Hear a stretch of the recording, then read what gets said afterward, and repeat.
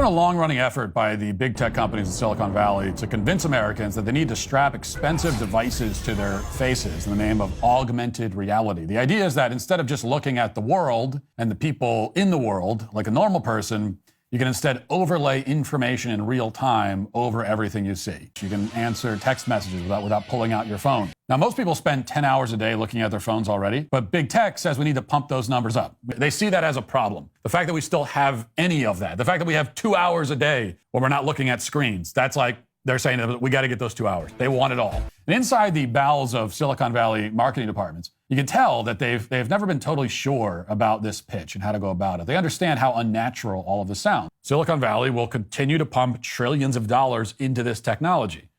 And they'll make it smaller and more affordable. They'll do everything they can to make augmented reality the next big thing that strips away whatever is left of our privacy and autonomy as human beings.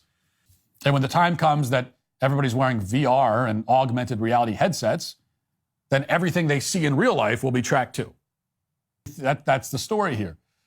That big tech spent a lot of money on this, billions and billions. It hasn't worked yet. They keep on trying. For a decade now, they've been trying. Why are they so desperate to make this work?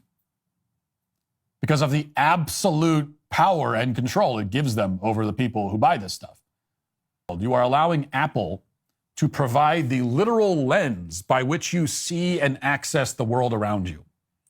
But the nerd goggles will be the final step.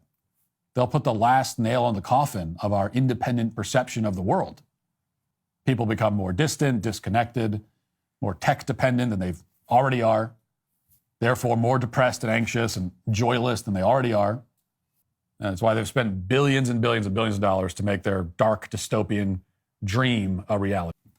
And that's why the Apple Vision Pro and all other devices that want to block out your surroundings and make you exist in some artificial big tech constructed world are today canceled.